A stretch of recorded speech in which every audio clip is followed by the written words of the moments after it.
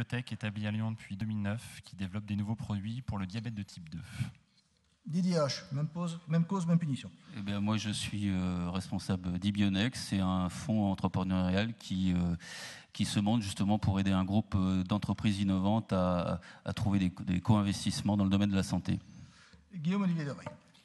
Donc, je suis le président d'OTC Agregator, qui est la fusion d'OTC Asset Management et d'Agregator Capital, qui est historiquement un fonds d'entrepreneurs, et nous gérons 425 millions d'euros à travers une trentaine de fonds et avons 150 entrepreneurs financés. Marc Chumelin. Je suis responsable de la stratégie au Fonds européen d'investissement, qui est donc le plus grand investisseur de capital risque en Europe, avec un portefeuille de 5,5 milliards. Et notre DG, Pierluigi, a eu l'occasion de parler de notre activité ce matin. Benoît Vazzoki. Bonjour, je suis le fondateur de Smart Angels, qui est une plateforme de crowdfunding spécialisée sur l'investissement en capital par des particuliers au capital de start-up et PME de croissance. Karine Lignel. Bonjour, je travaille chez CMCIC Capital Innovation, qui est la partie capital risque du groupe CMCIC, donc Crédit Mutuel CIC. Donc si j'ai bien entendu ce matin, nous n'existons pas parce que nous ne sommes ni FCPR, ni FCPI, ni FIP. Donc j'ai compris que ça n'existait pas. Donc nous sommes une SCR qui aujourd'hui représente 1,9 milliard de fonds propres du groupe Crédit Mutuel CIC. Pour la partie de capital risque, ça n'est que 120 millions. Et en 2013, le groupe CMCIC Capital Finance a investi 200 millions dans les entreprises innovantes et moins innovantes, ce qui est à mettre en regard de ce qui a été dit pour la BPI. J'ai en effet pas du tout eu le sentiment que le groupe Crédit Mutuel n'exista pas ce matin, mais après tout. Néanmoins, avant qu'on s'engage dans ce genre de querelle, Marc Chumelin, c'est à toi qu'appartient la présidence de cette table ronde. S'il s'agit de créer de nouvelles formes de financement des PME en matière de fonds propres, quelle est la pensée, quel est l'état de l'art dans cette... Enfin, tu es ou tu étais au point d'observation idéal pour toute l'Europe, oui, qu'est le Fonds européen d'investissement. Quel regard peut-on porter? Quelle forme nouvelle de financement des PME faut-il créer? Jean, il n'y a pas de vérité dans ce domaine. Si même toi, t'en as pas. Je suis désolé. Si on le savait, il n'y aurait pas aussi peu de capital risque maintenant qu'en 1986 en Europe, etc. Ceci étant, il ne faut pas avoir un discours défaitiste pour plusieurs raisons. Parce qu'il y a des signes encourageants de développement du marché et des IPO. Et surtout, la technologie est là. Je dirais que les investisseurs ont raison d'être là à l'heure actuelle parce qu'il y a le même niveau de technologie, moins d'investisseurs, et donc les perspectives de retour sont bonnes. Et de toute façon, depuis sa création, Sophie Nova était là ce matin, le marché a toujours connu des hauts et des bas. Il y a eu un creux de la vague il y a quelques temps, maintenant ça remonte un peu.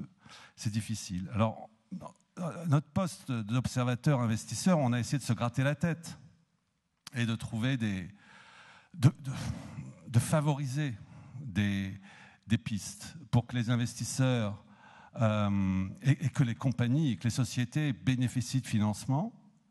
On a essayé de trouver des pistes pour réduire aussi les frais du marché. On a essayé de trouver des pistes qui c'était quoi en fait? Eh bien, on a essayé de financer les centres de recherche pour raccourcir le circuit entre la recherche et le marché, si j'ose dire. On a lancé une activité de transfert de technologies qui est intéressante et prometteuse. Mais évidemment, il ne faut pas faire avec les centres de transfert de technologie comme avec les piscines municipales dans les communes. Chaque université ne peut pas en avoir un. Il faut apprendre à avoir des réseaux et avoir des plateformes auprès des meilleurs. On essaie de raviver le corporate venturing aussi pour ramener les grandes entreprises vers le marché. On a essayé de développer les business angels. Par définition, ils sont réfractaires au fonds, donc au groupement sous forme de fonds. Donc c'est le seul cas où on ne travaille pas avec des fonds, mais directement avec des investisseurs privés. En faisant des systèmes de co-investissement.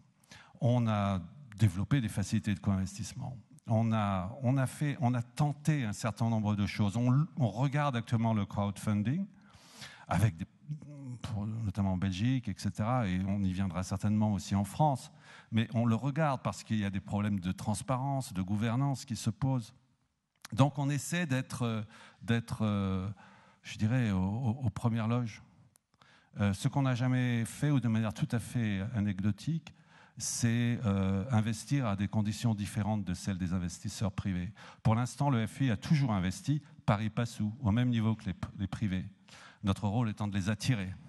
Il n'y a que 1 ou 2 cas en Europe de l'Est avec des fonds structurels où finalement on s'engage à caper, à limiter nos retours éventuels pour que les retours des privés soient plus gros, en fait, ou davantage garantis. C'est exceptionnel. Pourtant, je dois dire que le capital risque américain, l'extraordinaire capital risque américain a commencé sur cette base il y a pas mal de temps. Donc c'est un dogme. Pour l'instant, il n'y a pas de remise en cause et je ne pense pas qu'il y en aura puisque le marché repart. Peut-être que la prochaine fois, on y pensera. Voilà un peu les pistes qu'on a lancées. Et en tout cas, je crois qu'il y a autour de la table des représentants, justement, soit bénéficiaires, soit investisseurs, qui eux aussi se grattent la tête pour faire avancer les choses. Alors, si vérité il y a, elle est du côté des entrepreneurs. Donc Thomas, je vais pas vous donner la parole, je vais vous ériger en arbitre, c'est-à-dire qu'on va voir toutes ces innovations dans le financement, et puis vous nous direz si vous les jugez utiles pour une entreprise telle que la vôtre ou pour les entreprises autour de vous dans d'autres secteurs, en essayant de généraliser au-delà de votre expérience propre. Alors, première innovation dans le financement, Benoît, tu en es porteur, le crowdfunding, comme on dit en bon berrichon, disait ce matin Michel Sapin. Comment ça marche, le crowdfunding ? Financement participatif en américain, c'est la possibilité pour des entreprises de s'adresser directement à des internautes qui vont pouvoir les financer. Donc très rapidement, et pour qu'on soit sûr de parler tous de la même chose, il y a 3 formes de crowdfunding. La première forme, c'est le don, souvent qui est en réalité de la prévente, c'est-à-dire que vous êtes porteur de projet, vous adressez aux internautes qui vous donnent de l'argent, mais en échange, souvent vous leur envoyez un produit, et ça peut être un bon moyen de financer de la production, notamment sur des démarrages d'activités. La deuxième forme, c'est le prêt.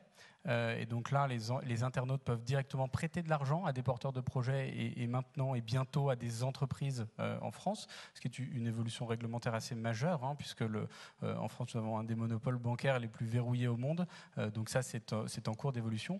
Et puis une troisième forme, qui est l'investissement en capital. Et c'est ce que nous faisons chez Smart Angels, c'est que nous permettons à des entreprises de proposer directement à des internautes de rentrer à leur capital. Oui, et nous avons beaucoup travaillé avec l'association que tu présides, la FIP, pour que le crowdfunding rentre dans le droit financier. C'est-à-dire qu'on arrête de prévendre pour qu'on est plutôt dans la vente de titres financiers ou de créances, enfin qu'on ait des choses raisonnables. Mais tu veux peut-être en dire un mot plutôt que moi. Oui, bien sûr. Ce qui est fondamental de comprendre, c'est que finalement, cette activité qui n'a rien de nouveau, fondamentalement, d'aller voir des particuliers pour financer les entreprises, la bourse existe depuis maintenant plusieurs siècles, était encore il y a peu de temps impossible dans la réglementation financière pour une raison simple, c'est qu'on n'avait pas prévu l'arrivée d'Internet. Et je crois que c'est important pour comprendre ce qu'est le crowdfunding, de comprendre réellement ce qu'apporte Internet et la disruption qu'apporte Internet dans la manière dont on rapproche les épargnants des entreprises et donc dans le fait de favoriser le financement des entreprises. Alors, sur les aspects réglementaires, il a donc fallu intégrer cette possibilité-là au droit dans un contexte européen qui est extrêmement contraint, puisque la majorité des règles nationales sont édictées par la réglementation européenne, même s'il y a des marges de manœuvre qui sont possibles. Et je crois une des grandes avancées des négociations des derniers mois, ça a été que la France a su profiter de ces marges de manœuvre qui sont laissées aux régulateurs nationaux. Alors, très rapidement, peut-être pour donner les grandes lignes de ce que permettra la réglementation financière. Alors, déjà, on va avoir un cadre spécifique, c'est le statut de conseiller en investissement participatif, c'est-à-dire que les plateformes vont être enfin reconnues dans leur activité. Donc, on intègre réellement à la chaîne de financement l'activité de crowdfunding. Ça, c'est le premier point.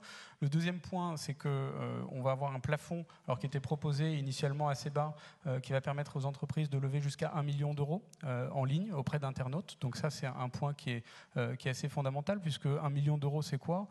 C'est la fourchette haute de l'equity gap. On peut dire 1 million, 1,5 million, mais entre 100 000 euros et 1 million, on connaît tous les problématiques de financement. Donc c'est la reconnaissance finalement qu'il faut chercher des solutions à cet equity gap et que les particuliers sont prêts à y aller, et on pourra y revenir après. Et un des derniers points pour bien comprendre les évolutions réglementaires, et je crois que c'est un point majeur, c'est qu'on a également touché au code de commerce, et le code de commerce, ça concernait, la problématique concernait les SAS qui étaient exclus de l'offre au public de titres financiers, et on a permis de les faire rentrer dans les exemptions. Alors là, on pourra rentrer après dans le détail, mais en gros, les SAS vont également pouvoir s'adresser au public sous de nombreuses conditions. Voilà, avec des conditions, mais qui sont des conditions qui sont légitimes, puisque là encore, on peut aller chercher de l'argent auprès du public quand on est un entrepreneur, mais il ne faut pas oublier la protection de l'investisseur, et ça, c'est quelque chose, et notamment à la FIP, qu'on a toujours défendu.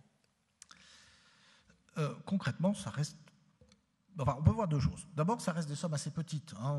L'entreprise française les entrepreneurs français qui ont levé à aujourd'hui le plus d'argent en crowdfunding, ils ont levé 1,2 million de dollars sur Kickstarter après avoir créé leur société aux États-Unis, parce que Kickstarter n'est pas actif en France. C'est trop petit pour vous, Thomas Kuhn, ou ça aurait pu servir à quelque chose, le crowdfunding ? Il faut attendre que ça grandisse. Quand vous étiez petit, alors, effectivement, nous, pour la biotech, c'est effectivement un peu petit. On est quand même sur un métier avec une intensité capitalistique très importante. Mais je dirais que pour d'autres types de business, c'est toujours intéressant. Concrètement, votre taux d'amorçage, vous l'avez fait à combien ? Nous, on l'a fait à 16 millions. 16 millions. Ouais, voilà, on a fait un premier tour à 16 millions d'euros, donc auprès de capitaux risqueurs, donc auprès de 3 investisseurs français. Donc c'est sûr qu'on avait un projet un peu atypique avec des actifs très matures, mais c'est vrai que dans la biotech, on a besoin de fonds extrêmement importants. Après, je pense que ça peut quand même répondre à une vraie demande. On a discuté un moment auparavant dans ce groupe des fonds d'amorçage. Ça reste très important. En tout cas, la biotech, moi j'ai vraiment l'impression, et dans beaucoup de sociétés encore, de différentes PME, il y a vraiment besoin d'un continuum de financement. On va faire ses preuves, on va commencer avec un fonds d'amorçage, et puis ensuite on devient un peu plus mature, et puis on va aller sur un capital risqueur, et puis on va élargir le syndicat, et puis éventuellement la bourse et une IPO, peut-être ensuite une avancée significative. Et c'est vrai qu'on voit en France, il y a encore un manque de fonds d'amorçage, en tout cas pour la biotech. Je parle là pour le domaine de la santé. Il y a encore beaucoup de projets, peu de financement, c'est trop risqué, c'est trop long. Il y a encore beaucoup de choses à faire, et le crowdfunding, à sa manière, apporte une réponse qui est intéressante. Ça, c'est un excellent rebond pour Didier Hoche, Karine Lignel et Guillaume-Olivier Doré. Est-ce qu'on peut intégrer des sociétés qui auraient fait leur amorçage en crowdfunding dans le continuum du financement, comme dit Thomas Kuhn?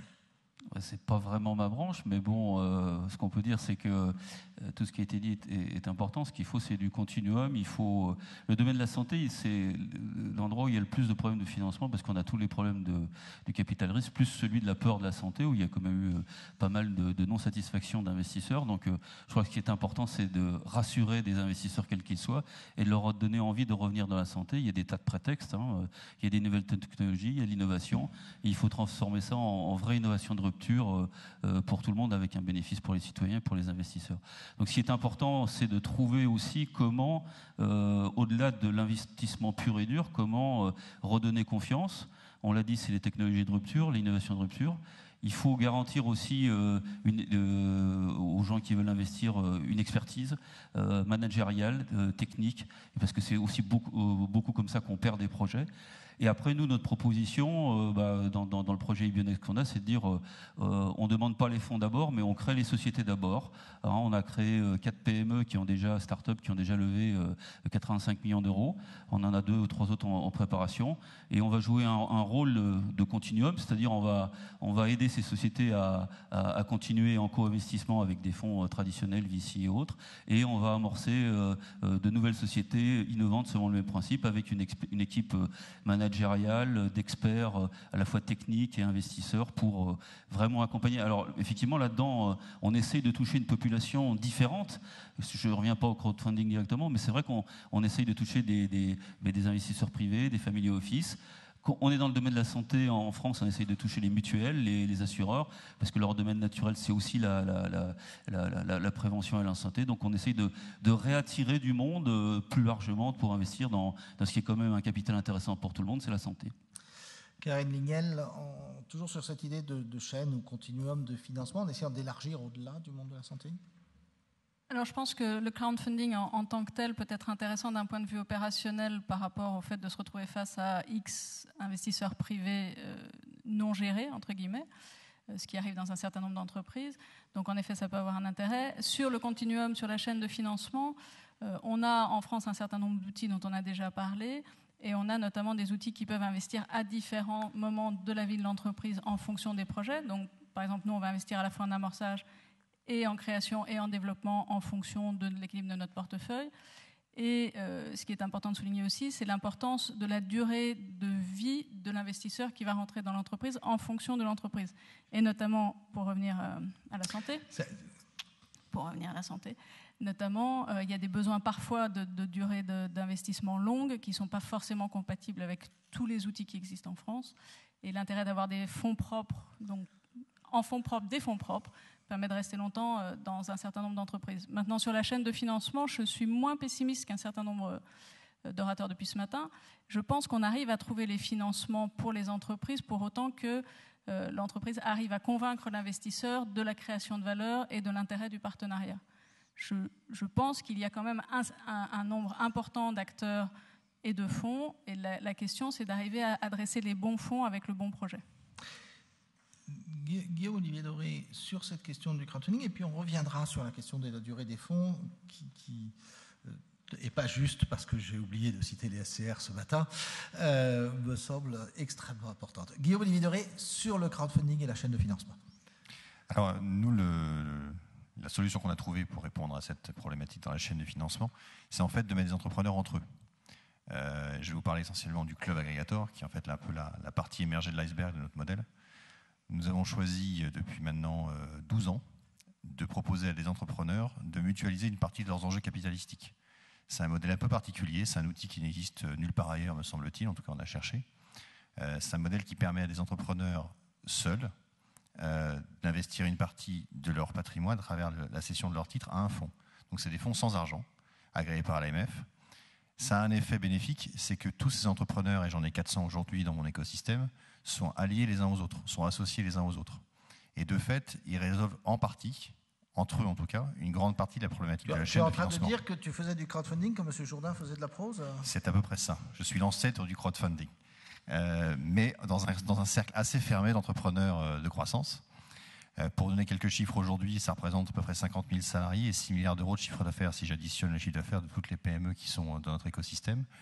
C'est un modèle qui fonctionne puisqu'il existe depuis 12 ans. Et ces entrepreneurs-là ont choisi eux-mêmes les types de produits ou les types d'investissements qu'ils souhaitaient faire dans le cadre de cet écosystème. Que ce soit du crowdfunding, donc du trésor stage, du capital risque, du capital développement, ou même des opérations de type LBO.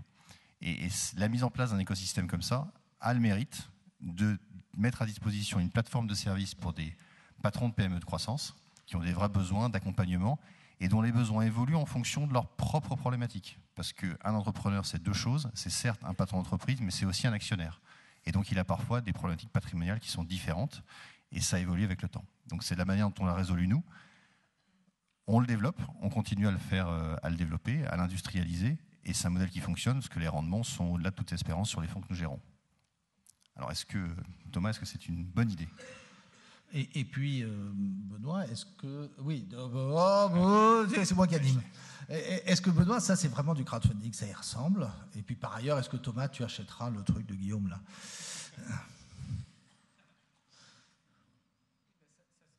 Du crowdfunding dans le sens où finalement on s'adresse à des investisseurs particuliers qui rentrent au capital.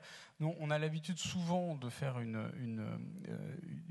une segmentation qui est fausse dans la réalité quand on parle de crowdfunding, entre des gens qui apportent ce qu'on appelle de l'argent intelligent et des gens qui apportent uniquement de l'argent qui serait bête. La réalité, c'est que nous, on le voit sur nos plateformes, il y a des gens qui investissent de la même manière qu'ils investissent en bourse, ils mettent quelques milliers d'euros, parfois un peu plus, et puis il reste des actionnaires très passifs, et puis parfois il y en a qui s'investissent plus personnellement et en plus forte proximité avec les entrepreneurs, et ça arrive aussi sur nos plateformes de crowdfunding. Donc je crois que oui, c'est une forme de crowdfunding dans le sens où dès qu'on s'adresse à des investisseurs privés, quel que soit leur mode de regroupement, ça peut être effectivement intéressant.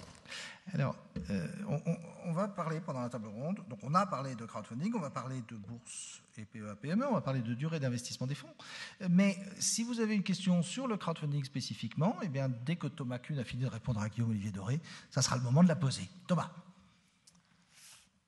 S'il n'y a pas de questions, je vais... Non, la réponse tout de suite, laisse-leur le temps d'y penser. Laisse au public le temps de lever la main, Thomas, voyons. Je laisse le temps. Oui, non, effectivement, ce sont des solutions intéressantes. Alors, juste pour info, j'avais été contacté par par une personne aux US qui avait cherché à développer ce type d'opération uniquement pour investir dans la société biotech. Ce qui est intéressant en plus quand on est en contact de personnes comme ça, c'est que je pense que c'est aussi un autre aspect du financement qui est très intéressant. C'est qu'étant confronté à ça, je dirais dans la vie quotidienne, on développe des réflexes pour savoir qu'est-ce qui est intéressant. Et c'est vrai que ce qui peut faire peur, en particulier dans un investissement dans la biotech, c'est le risque, c'est la durée, c'est une exigence d'évaluation qui est très très technologique et donc qui est pas très facile pour le commun des mortels. Donc c'est vrai que être au contact d'entrepreneurs qui ont développé des réflexes sur différentes parce qu'ils en ont bénéficié, ils ont participé, c'est quand même toujours intéressant et ça rassure aussi de voir d'autres. C'est toujours pareil, quand il y en a qui commencent à prendre un risque, ça fait un appel d'air et ça c'est extrêmement important d'avoir ce premier pas et d'arriver à cerner le risque pour pouvoir mieux investir derrière. Je ne vois pas de main se lever. Donc on va passer à la durée des fonds. C'était tout à fait symptomatique que j'oublie les SCR et les autres manières en général de plus longue durée que les FCPR, maintenant FPCI, et les FCPI, donc en fait que toute cette soupe alphabétique qui consiste à créer des fonds d'une durée de 10 ans. Parce que depuis longtemps, il n'y a guère plus que CMCIC Capital Innovation qui fait des fonds perpétuels, ou je me trompe, Karine? Non, je crois qu'il y en a quand même d'autres qui font des fonds. Mais vous êtes combien? Allez, es-tu capable de m'en citer plus que 5? Non. Non, voilà. En fait, non. Non. Parce que l'usage s'en est perdu. Et pourtant, c'est un vrai problème. C'est-à-dire que quand un épargnant achète des actions via ton site, Benoît Bazzucchi, il prend pour perpète. C'est-à-dire que jusqu'à ce que quelqu'un ne lui rachète son action, il ne pourra rien faire.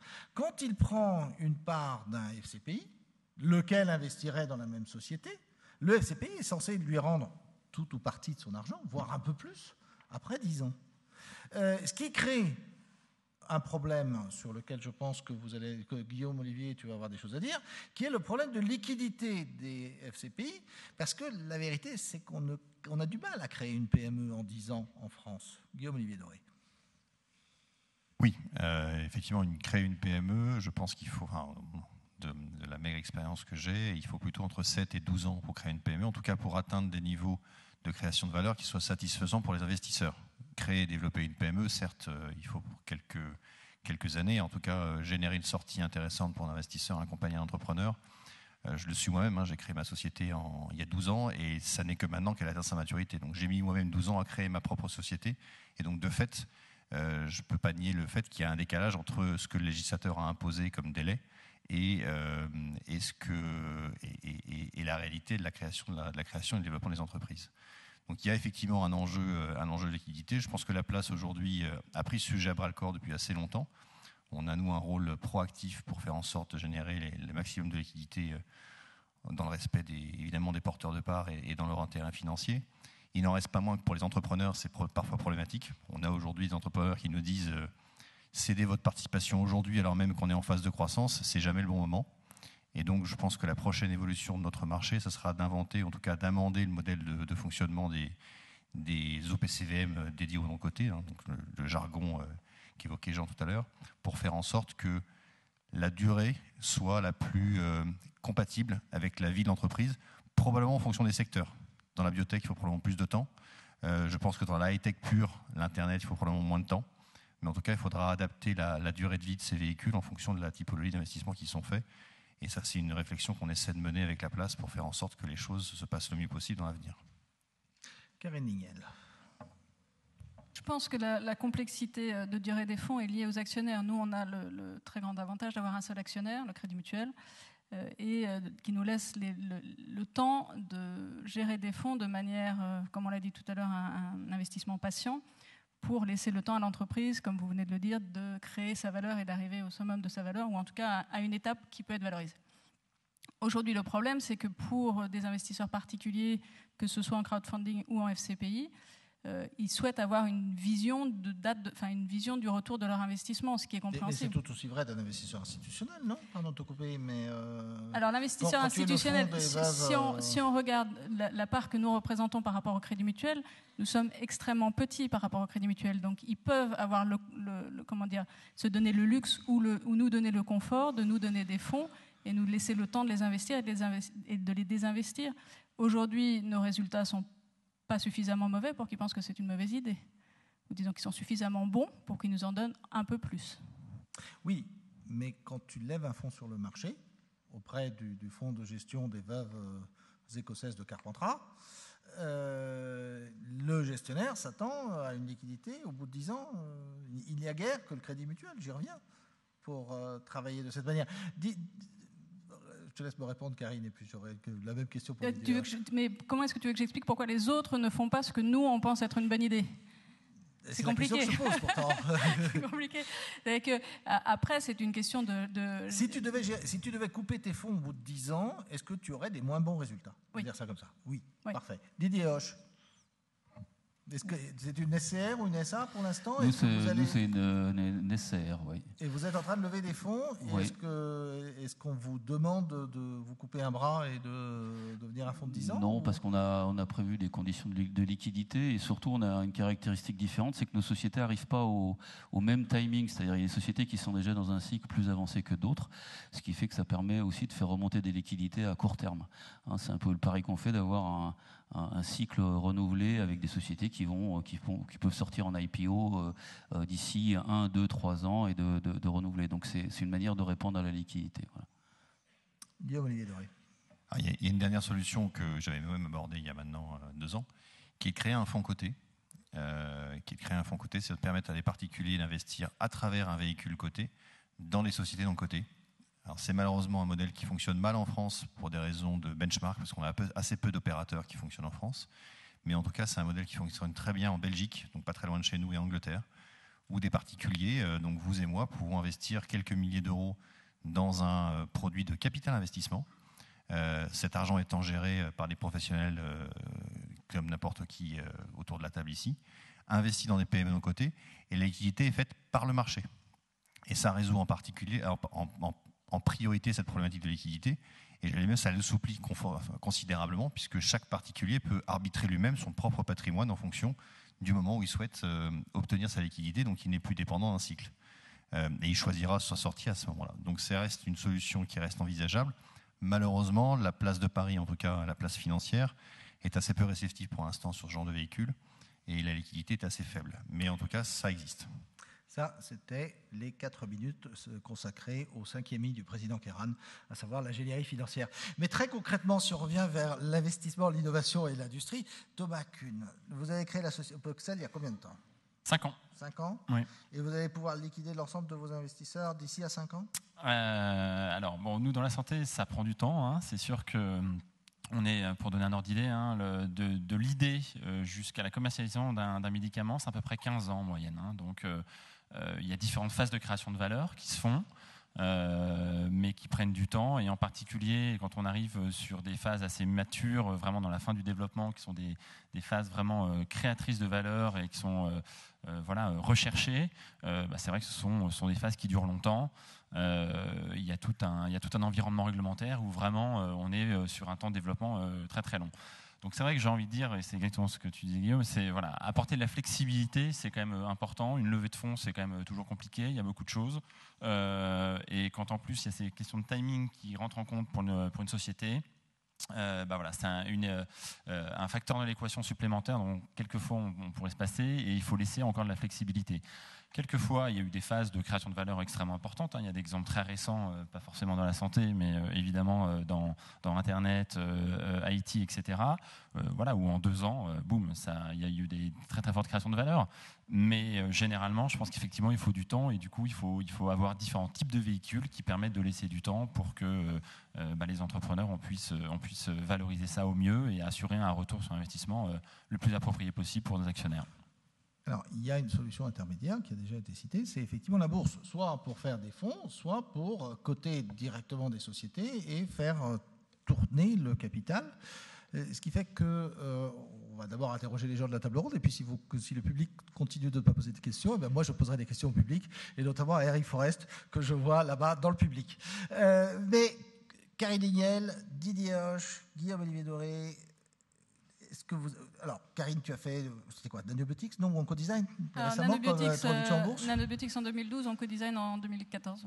Et si on pouvait comparer, est-ce qu'on peut comparer l'une et l'autre, ces 2 introductions en bourse à 3 ans de distance? C'est très très différent, parce que Nanobiotics est proche de Poxel en termes de besoins financiers. Et donc, il y avait des besoins de levée de fonds beaucoup plus importants qu'Oncodesign. Il y a eu une levée de fonds lors de l'intro, il y a eu une nouvelle levée de fonds cette année sur Nanobiotics. Donc à chaque fois, on parle de plusieurs dizaines de millions d'euros, enfin 15 puis 28.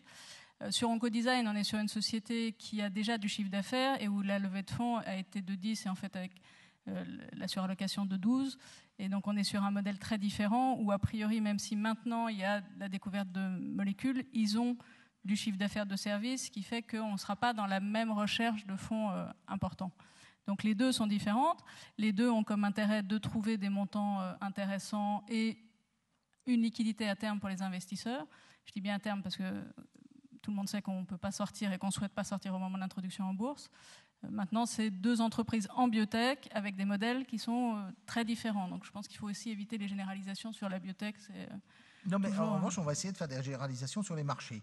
C'est-à-dire, est-ce que tu as l'impression que quelque chose s'est passé, que les marchés financiers se sont réellement renforcés? C'est pas parce que PME Finance a beaucoup poussé pour le PEA-PME que je veux que tu me répondes forcément oui. Si ça n'a pas marché, je vais te répondre oui. Alors, je pense que Nanobiotics a bénéficié d'une fenêtre spécifique en 2012. En revanche, depuis le début 2014, voire fin 2013, en effet, il y a une réelle fenêtre. Et le PEA-PME est sans doute très important dans cette fenêtre, j'en suis persuadée. Au moins psychologiquement, mais j'en sais rien. C'est pas ça que je veux que tu dises. Justement, tu parles d'autre chose. C'est vrai. Mais il y a une vraie fenêtre qui s'est ouverte, et Eric l'a dit ce matin, il y a eu 14 IPO depuis le début de l'année. Maintenant, est-ce que les particuliers notamment vont à un moment se lasser parce qu'ils auront investi dans beaucoup d'entreprises et qu'elles n'auront pas toutes fait les 10-20% qu'ils attendent tous dans les 15 premiers jours? On verra dans les 6 prochains mois. Il n'empêche qu'aujourd'hui, le marché est en effet une sortie bien plus envisageable que ça n'était il y a quelque temps. Guillaume-Olivier Doré, puis Didier Hoche. Alors, j'ai été beaucoup plus clair. J'ai aujourd'hui 5 sociétés qui n'avaient pas prévu de faire des IPO dans mon portefeuille qui sont en train de les faire, et sur l'initiative de même des dirigeants, donc qui sont plutôt des gens en général assez prudents sur ce genre de sujet et qui veulent le faire. On a vécu 2 très belles opérations l'année dernière avec Equinox et Imagis qui a gagné le FAS 50, qui est une très belle société dans l'imagerie. La réalité, c'est que du petit bout de ma lorgnette, je constate effectivement qu'il y a un vrai redynamisme. Là, ce que tu dis, Karine, très juste, ce n'est jamais une possibilité de sortie pour nous, puisqu'on reste actionnaire, y compris lorsque les sociétés sont cotées, y compris assez longtemps, de manière à permettre la stabilité du cours et le développement de l'entreprise. On n'a pas pour objectif de rendre liquide immédiatement notre participation. En revanche, ça peut résoudre partiellement ou totalement un certain nombre de problématiques de liquidité pour des fonds qui viennent à échéance. C'est malheureusement pas la seule solution compte tenu des montants qui sont en jeu. Didier Hoche. Tout à fait d'accord. Je crois que le fait que les introductions en bourse ont repris un dynamisme, y compris dans le domaine de la santé, ce qui est une vraie bonne nouvelle. Je crois ça va, je pense, continuer à densifier tout ce qui peut rentrer dans le capital risque aussi, puisque ça garantit des retours sur investissement. Et ce qui est aussi important, on parlait des SR et pour nous de notre fonds d'entrepreneurs, c'est vrai que la sortie en bourse pour ce type de fonds fonds ou ce type de SCR est aussi intéressante parce que c'est une manière de les prolonger et de garantir la liquidité. C'est quelque chose qu'on fera peut-être nous dans le futur. Alors, PEA-PME ou pas, il y a deux possibilités. Soit, enfin, les fenêtres boursières, comme les autres fenêtres, s'ouvrent quand il fait beau et se referment dès qu'on voit que le temps se couvre. Et donc, je vais te poser la question, Eric Forest, est-ce que pour toi, il s'agit d'un renforcement structurel des marchés financiers en France, et on va dire et au Benelux, ou est-ce que c'est simplement une fenêtre ouverte au printemps? Je crois connaître ta réponse, mais je suis curieux d'entendre ton argumentation. Merci de me redonner le micro, Jean. Je crois qu'on peut parler effectivement de fenêtre, et aujourd'hui c'est même une porte-fenêtre, puisque sans du tout crier victoire, mais il y a très longtemps, comme vous le disiez tous, qu'on n'a pas vu un tel flux, à la fois côté entreprise, mais aussi côté investisseur. Je n'ai pas la boule de cristal, Jean. Aujourd'hui, tu sais que je l'ai laissé sur mon bureau, donc difficile de mais moi, je peux te dire que s'il fait beau, il pleuvra. Ça, voilà. tu sais, un jour ou l'autre, bon sens paysan. Un jour ou l'autre, la fenêtre se refermera sans doute. Moi, ce qui me rassure et me conforte aujourd'hui dans la durabilité de cette fenêtre, c'est les moyens considérables que les investisseurs au niveau européen, investisseurs institutionnels, ont envie d'investir dans les marchés. Alors, effectivement, une catastrophe pourrait venir arrêter ce beau chemin, mais quoi qu'il en soit, il y a un très très fort engouement, le terme au sens positif du terme, des investisseurs européens, on parlait ce matin de tous les pays, avec des moyens considérables à investir. C'est le système des balanciers, hein. On sait que depuis quelques années, ils avaient déserté les marchés financiers, donc c'est un retour pour certains d'entre eux, y compris des Français d'ailleurs, mais en tout cas, à l'heure qui est la nôtre, on le voit encore dans les opérations qui viennent de sortir ou qui sont en train de sortir, une très très forte demande, même si, je précise un point important, il demeure sélectif dans les dossiers, et nous demeurons en tant qu'opérateurs de marché sélectifs dans les dossiers, donc la bourse n'est pas ouverte ou faite pour toute société, mais pour une société qui a une belle histoire à raconter et une histoire crédible, elle est ouverte. Je voudrais réagir sur ce que disait Guillaume Olivier sur effectivement la cotation des fonds. C'est un vrai sujet, difficile en France. Nous y travaillons. J'espère qu'un jour, le marché français saura aussi s'acclimater à des fonds cotés. Monsieur là-bas, juste un mot pour vous présenter, puis votre question. Merci. Olivier Champagne, je suis conseil indépendant, pas en investissement, mais conseil indépendant. Nous parlons de l'Europe et je suis assez surpris finalement que systématiquement on revienne sur marché français et qu'on parle d'investisseurs français et de banques françaises et d'entreprises françaises. Est-ce qu'il ne serait pas possible d'améliorer la liquidité tout simplement en créant des structures de nature européenne? Nous avons des élections dans un mois pour élire nos prochains représentants en Europe. Tout le monde s'étonne qu'aux États-Unis, tout aille mieux dans le domaine du private equity, etc. Mais c'est un marché unique. Nous parlons d'un marché unique, mais il n'existe pas apparemment, en tout cas juridiquement, sur ce sujet. Première question. Deuxième question, concernant la liquidité. J'ai beaucoup travaillé sur les hedge funds et je suis assez surpris finalement qu'on explique qu'il n'y a pas de liquidité pour des gens qui gèrent des fonds. Tous les hedge funds qui investissent dans des small caps, des vrais small caps, des vrais mid caps, des vrais startups, font de la liquidité et n'ont pas ce problème-là, en tout cas parmi les gérants que je rencontre. Donc je suis assez étonné finalement qu'on m'explique aujourd'hui qu'on soit systématiquement, ce qui n'est pas forcément un défaut d'ailleurs, hein, d'investir à long terme, mais qui est plutôt pour des investisseurs institutionnels et moins pour des investisseurs privés. Pourquoi est-ce que l'on n'arrive pas à trouver cette liquidité sur ces marchés? Merci. Alors, Marc Chublin, tout d'abord, peut-être sur le défaut d'unification européenne dont on a parlé déjà ce matin, mais oui. Qui ne s'est pas résolu entre midi et 2, curieusement. Non, mais d'un autre côté, c'est vrai que ce matin, Sofinnova était là, mais Sofinnova résonne en termes européens.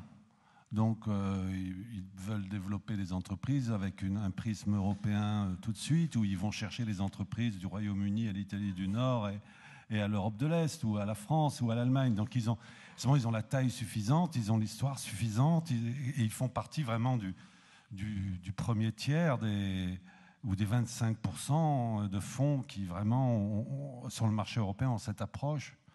On ne peut pas faire l'économie de l'ancrage régional, ni de de la vision locale. On ne peut pas dire seulement, on a essayé, on avait initialement, je me souviens lorsqu'on a la stratégie d'investissement au début, on préférait privilégier les véhicules capables de ratisser dans l'ensemble de l'Europe, etc., les projets à même de...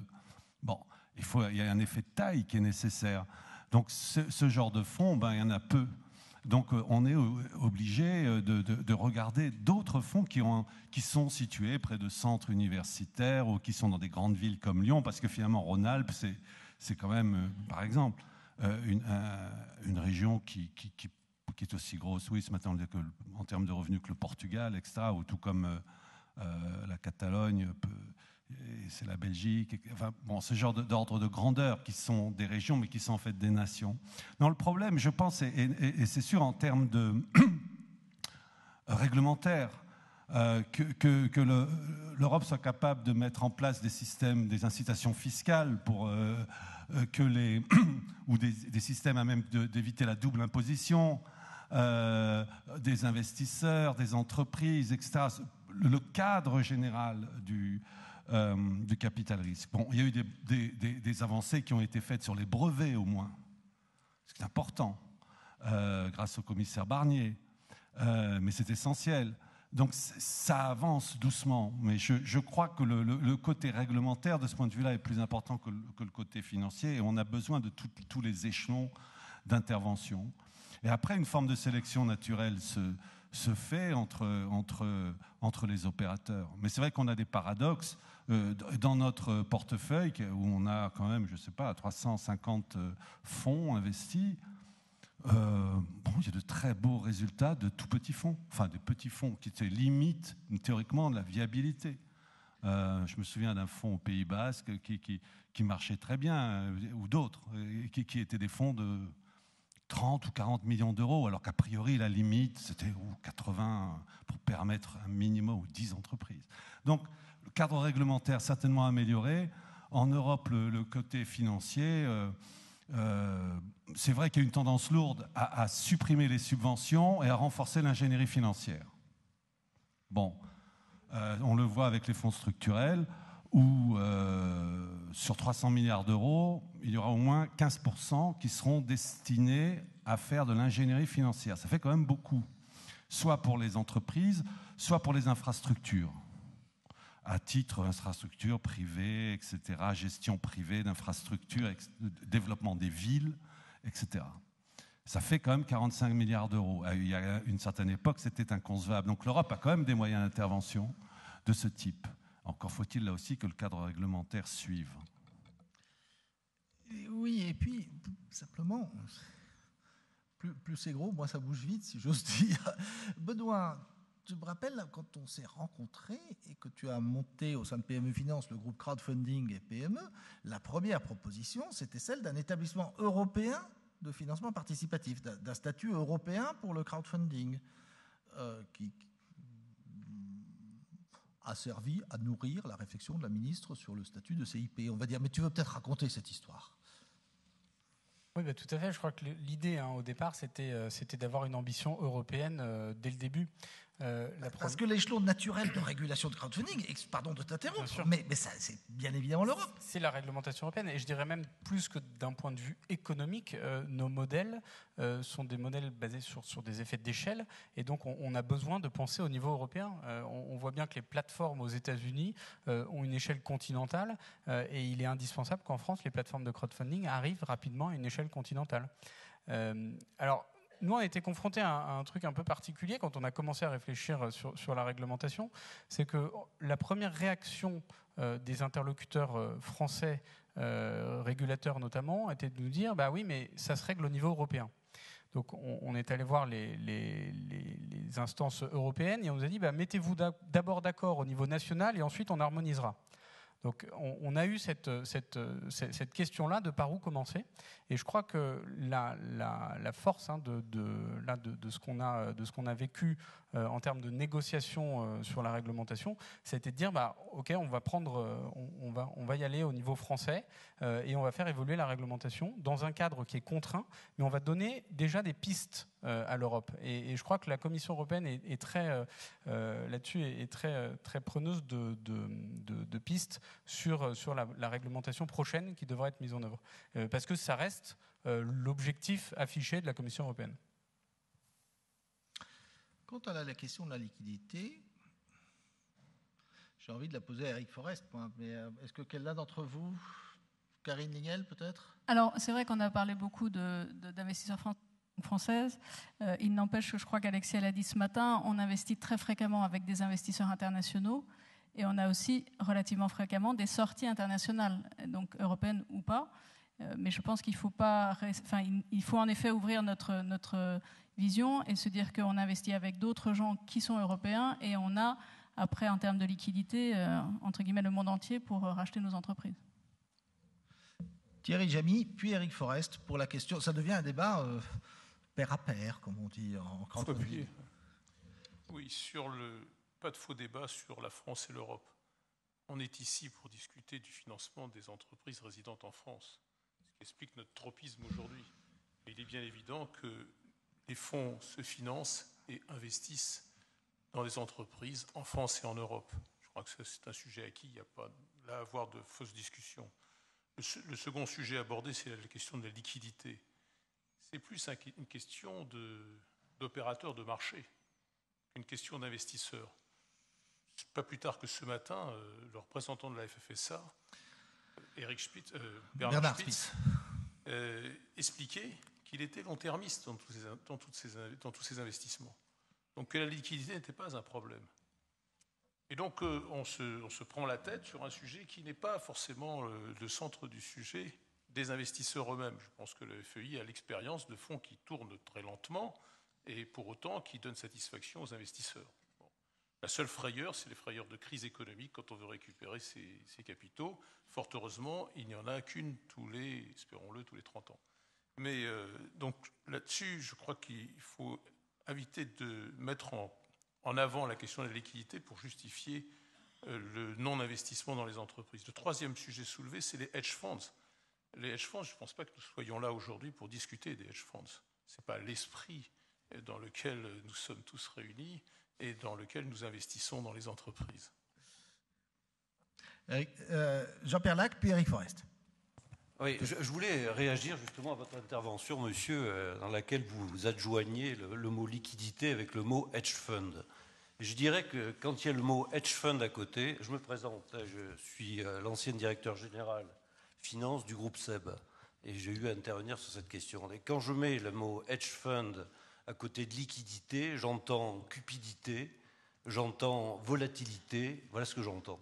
En d'autres termes, cette catégorie d'investisseurs a su créer une nouvelle matière première qu'on appelle la volatilité, qui fout tout simplement en l'air le travail que de nombreux CFO essaient de faire pour avoir une gestion cohérente de leur cours de bourse.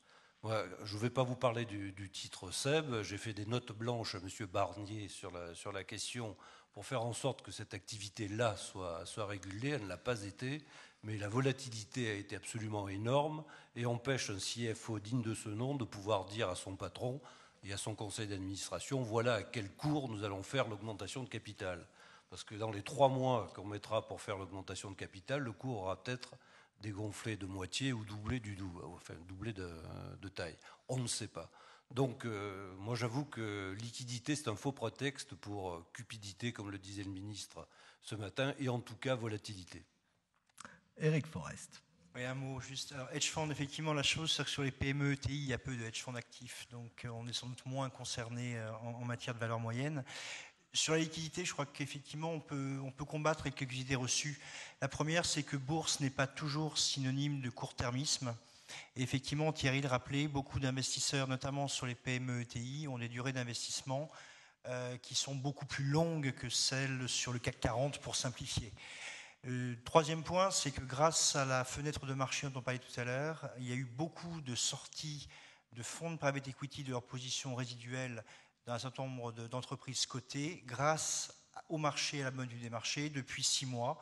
Donc c'est la vie naturelle et c'est très bien. Ils ont pu réaliser les quelques pourcents, voire dizaines de pourcents qu'il leur restait dans les entreprises sur les marchés, donc augmentant d'autant la liquidité. Donc il n'y a aucune fatalité sur la liquidité et je crois que je donne un exemple d'un fonds anglais dont je tairai le nom ici, que j'ai eu la chance de voir fin janvier, avec qui j'ai passé 1h30, qui a investi très largement en France, y compris sur des micro-caps, comme il le dit, c'est-à-dire des valorisations boursières inférieures à 50 millions d'euros. Et quand j'ai osé lui poser la question de la liquidité, il m'a ri au nez en me disant « Pour qui me prends-tu ? Je sais fort bien que sur une micro-cap, la liquidité sera réduite et je vis très bien avec. » Si on juge de la qualité d'une question par la qualité de ses réponses, M. Champagne, c'était remarquable. Thomas Kuhn, pour conclure, enfin, juste avant Marc Schubelin, est-ce que vous en êtes quasiment à l'étape de maturité où on peut faire une introduction en bourse? Quelle serait la bourse idéale si dans quelques mois ou dans quelques années, le microcosme financier s'est beaucoup ému il y a quelques mois du fait que Criteo, qui était donc le principal espoir en technologie de l'information et de la communication, le principal espoir français, aille se coter à New York, au Nasdaq, plutôt qu'à Paris, et en même temps, il y trouvait de l'argent qu'il n'aurait pas trouvé à Paris. Et puis d'autres entreprises, peut-être, trouvent aujourd'hui plus d'argent et plus de visibilité à Paris qu'ils n'en trouveraient à New York. Donc Thomas, pour parler clair et simple, quelle est ta bourse idéale? Le jour où tu feras une introduction en bourse, parce que tu as la tête de quelqu'un qui la fera, qu'est-ce que tu veux trouver comme marché? Alors, déjà effectivement, ce côté, je crois que ça a été dit, ça fait évidemment partie des options que les entreprises un peu plus matures regardent. Et c'est vrai que pour les entreprises de santé, il y a eu aux États-Unis en fin d'année dernière une vraie vague. Il y a à peu près 30 sociétés, donc voilà, plus ou moins dimensionnées, qui ont levé à peu près 3 milliards de dollars en moins de 3 mois. Voilà, donc c'est vrai que ça a été extrêmement porteur, et ça a noté en France, sur Euronext, Alternext, en tout cas pour les biotech, c'est un marché qui est tout à fait bien positionné pour les biotech, où il y a les investisseurs, les particuliers en tout cas, investissent en biotech, et donc c'est une vraie place où on peut tout à fait se coter. Donc quand après on regarde sur les différents marchés, qu'est-ce qui est intéressant, c'est déjà toute la cotation, toute l'IPO, c'est un process compliqué, qui est long, qui est dans cette salle, il y en a qui l'ont réalisé, qui est très très consommateur, qui détourne vraiment des objectifs. C'est un financement, et donc mais c'est quand même extrêmement compliqué pour une petite société d'être bien structurée, c'est très très consommateur de temps et d'argent d'ailleurs. Donc il faut déjà faciliter ça. Ensuite, ce qu'on veut, c'est pouvoir accéder sur un marché où on a parlé, volatilité, ça peut être compliqué. On l'a vu, nous, là en biotech, il y a... heureusement, quelquefois il y a eu des fortes hausses, mais il y a eu des baisses extrêmement importantes, qui sont indépendantes, je dirais, indépendantes pour les sociétés, donc il peut être très, très compliqué. Qu'est-ce qu'on veut aussi? Donc vraiment une moindre volatilité, et puis une possibilité de se refinancer. Pour la biotech, on l'a dit, ça fait appel à des fonds importants. On a cité l'exemple de Criteo. C'est sûr que par exemple, pour la biotech en France, on a coutume de dire pour lever à peu près 30-40 millions, c'est quelque chose qui est faisable. Il y a une levée ce matin à 50 millions, donc de supersonique, mais c'est quand même assez rare. Aux US, il y a eu des levées extrêmement fortes. Donc c'est vrai que pour Poxel, avoir sur le Nasdaq, il y a une possibilité de lever beaucoup plus, comme je l'ai dit, avec des investisseurs qui contribuent énormément. Donc une facilité pour arriver à se refinancer qui est aussi importante, et c'est un élément qu'on regarde. Donc facilité, attention à la volatilité, et puis une possibilité de refinancement qui est extrêmement importante. Et ça sont trois critères majeurs dans la prise de décision. Même si on le voit, il y a de plus en plus de sociétés qui font des doubles cotations. Rappelle-moi ce que fait Poxel. Traitement pour le diabète. Comment est-ce qu'on fait de Poxel un Genentech? Alors, je vais donner un chiffre. Nous, on a... Ils sont bêtes,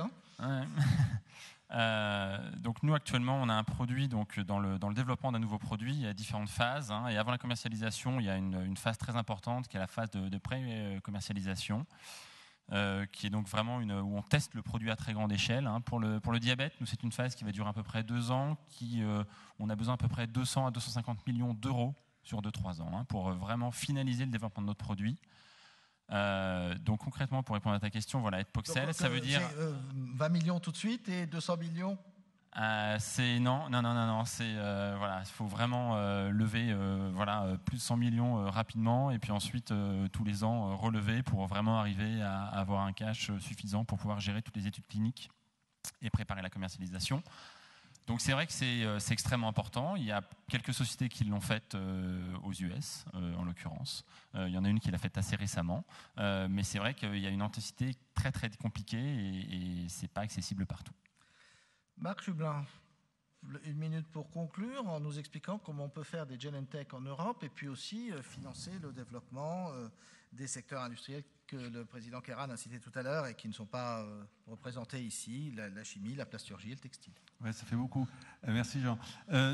Disons... Oui, je sais que c'est une bonne question. Oui, je pense que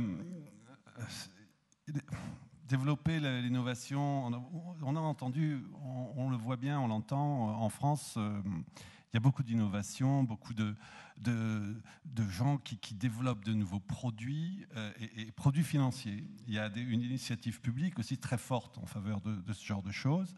Donc, et on le voit dans notre activité, on a des intermédiaires qui sont nombreux en France et dans toutes sortes de produits. Donc, je pense qu'il faut avoir un message optimiste. Ce que je voudrais peut-être dire, c'est faire le lien un peu, parce qu'il ne faut pas trop faire de ségrégation. D'un côté, fonds propres, de l'autre côté, dette, et on ne se parle pas. Hein. Écoute, la ségrégation, elle est à 16h, il est 16h03. Oui. Mais je pense qu'il y a des liens évidents. Et on a notamment mis en œuvre, via BPI-France et la BPCE, un produit qu'on appelle Risk Sharing for Innovation, mais qui en fait a un branding différent, enfin un nom différent selon l'endroit où il est mis en œuvre et par qui, mais qui marche très bien et qui assure justement aussi ce continuum et ce besoin de financement, y compris pour le développement vers des ETI, etc. Et qui, en plus, est très simple à mettre en œuvre sur des bases de critères d'innovation simples et non cumulatifs. Donc je pense qu'il ne faut pas faire trop de ségrégation. Des pays comme l'Allemagne, dont on nous rabat à longueur d'heure l'exemple, ont une approche très fongible entre les deux types de financement. Je dois dire, à titre peut-être personnel, mais j'avais quand même toujours un certain scepticisme par rapport au fait de décréter l'innovation dans tel domaine et à tel endroit.